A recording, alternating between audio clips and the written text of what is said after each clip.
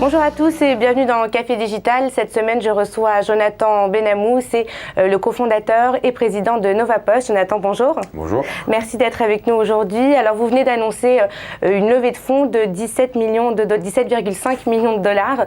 Avant d'en parler, tout d'abord, est-ce que vous pouvez nous représenter Novapost? C'est donc une solution dans les ressources humaines, mais très concrètement, comment ça marche? Alors, Novapost est aujourd'hui le leader de la dématérialisation RH. Alors, on peut mettre beaucoup de choses dans la dématérialisation.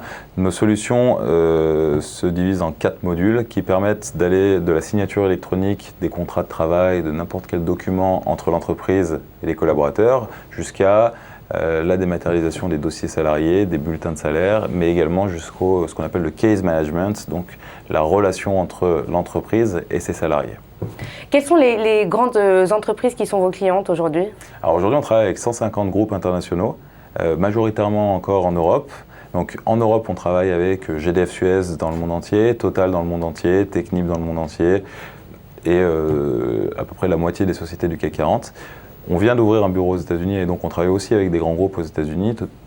Par exemple, Fast Retailing, qui est la maison mère d'Uniqlo, de Théorie, Princesse Tam Tam, Comptoir des Cotonniers, qui est une entreprise de 80 000 collaborateurs. Voilà, donc notre cible, ce sont des entreprises globales, internationales, avec plus de 1000 collaborateurs. Alors, vous ne communiquez pas encore sur votre chiffre d'affaires, mais quel est votre business model en tout cas? Alors, c'est un business model qui est très très simple. Donc, on est une solution SaaS, Software as a Service. Donc, c'est un prix à la consommation au nombre d'employés par mois.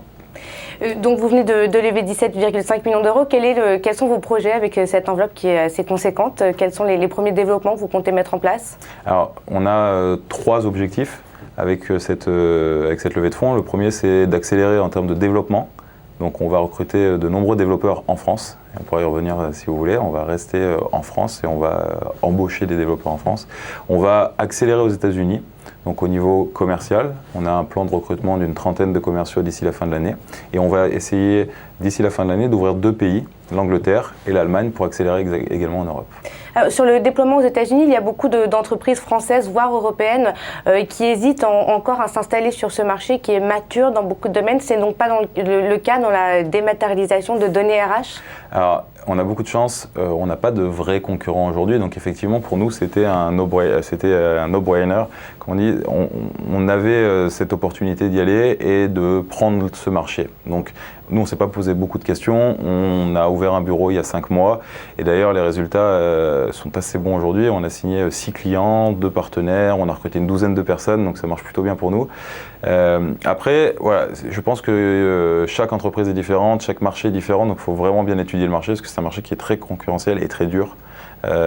C'est Frank Sinatra qui disait si on le fait à New York, on peut le faire de partout dans le monde. Donc je pense qu'il faut faire une étude. Ouais. Et justement, les solutions que vous allez proposer aux Américains sont-elles les mêmes que celles que vous proposez aux Européens?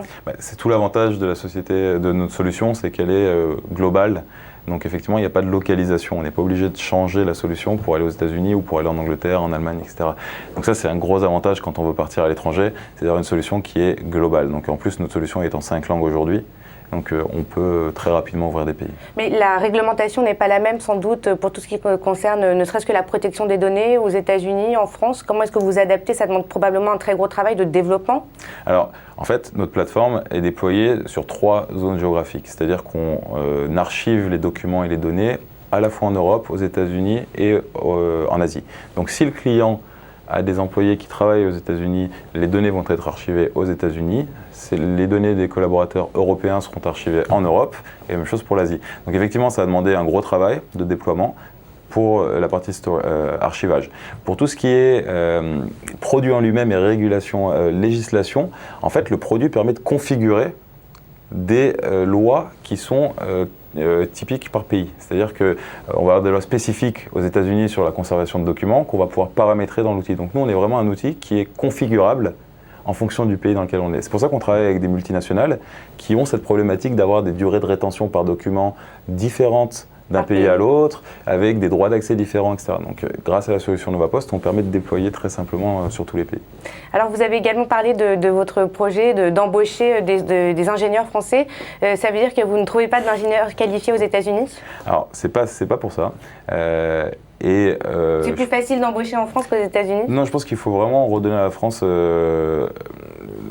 il faut dire ce qui est. La France est un vivier de développeurs qui sont très bons, premièrement, et on ne retrouve pas la même qualité de développement aux États-Unis ou en Asie quand on externalise, premièrement. Deuxièmement, ce sont des gens qui sont loyaux. Et ça, c'est quelque chose qu'on ne retrouve pas aux États-Unis. C'est-à-dire que, j'ai lu un chiffre, il y a un tiers des développeurs qui partent avant la fin de la première année aux États-Unis. Voilà, on n'a pas la même relation avec les développeurs en France, parce qu'ils croient en l'aventure, ils croient au produit.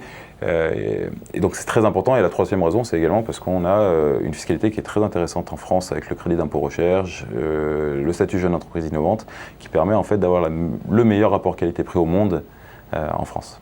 On a l'impression que pour les entrepreneurs français, c'est un petit peu un passage obligatoire, le passage américain, la conquête de l'Ouest. Est-ce que c'est le cas à votre avis? En tout cas, c'est ce que vous faites. Est-ce que c'est le cas pour tout le monde? Est-ce que finalement, on est plus respecté ou plus rapidement ou plus facilement respecté dans le milieu si on a fait un passage aux États-Unis? Je ne pense pas que ce soit une question de respect, en fait. Je pense que c'est une question de marché. Nous, on est dans le marché du software et on est dans le marché des RH. Et nos cibles, ce sont des groupes internationaux. Donc effectivement, si on n'est pas aux États-Unis, on ne peut pas atteindre nos ambitions.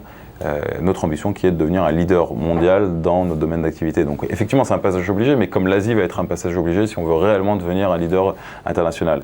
Voilà, donc je ne pense pas que ce soit une question de respect dans le marché. C'est plutôt une stratégie qu'on met en place et qui va se dérouler avec l'Europe, les États-Unis et bientôt, j'espère, l'Asie, parce qu'il faut qu'on aille suivre nos clients aussi au Japon, parce qu'on vient de signer 2 clients qui ont leurs sièges sociaux au Japon. Il va falloir qu'on réfléchisse à l'ouverture à Tokyo. Est-ce que vous avez déjà des conseils à donner aux entrepreneurs français qui souhaitent s'exporter? Je pense que le premier conseil, c'est qu'il faut y aller en fait. Il ne faut pas se poser trop de questions parce que finalement, la France c'est un très beau marché, mais c'est un marché qui est trop petit pour vraiment créer des leaders et c'est un marché qui est assez gros quand même pour créer des belles entreprises. Donc je pense qu'il ne faut pas avoir peur et les États-Unis c'est un pays qui est accueillant. C'est un pays où c'est pas très compliqué d'être français pour faire du commerce, parce que moi, avant de partir, j'avais posé pas mal de questions. On m'avait dit c'est très difficile d'être français et de vendre aux États-Unis. C'est pas vrai, notamment à New York. C'est un atout. Je pense que c'est un atout aujourd'hui. Donc, premier conseil, c'est il faut y aller. Et deuxième conseil, c'est je pense qu'il faut avoir une très bonne équipe. Parce que les États-Unis, c'est quand même un pays où, moi j'appelle ça le pays du bullshit, où il y a quand même beaucoup de gens qui sont pas très clairs sur leur CV, qui sont pas très clairs sur leur expérience passée. Donc il faut faire vraiment très attention à prendre des références quand on recrute quelqu'un, à pas hésiter à faire plus d'entretiens que ce qu'on fait en France, parce qu'on peut vraiment, à mon avis, se planter sur les recrutements et c'est le plus gros risque aux États-Unis. Merci beaucoup, Jonathan Benamou. Merci beaucoup. À bientôt. Café Digital, c'est tout pour aujourd'hui. On se retrouve la semaine prochaine avec Adecco, le numéro 1 du travail temporaire en France.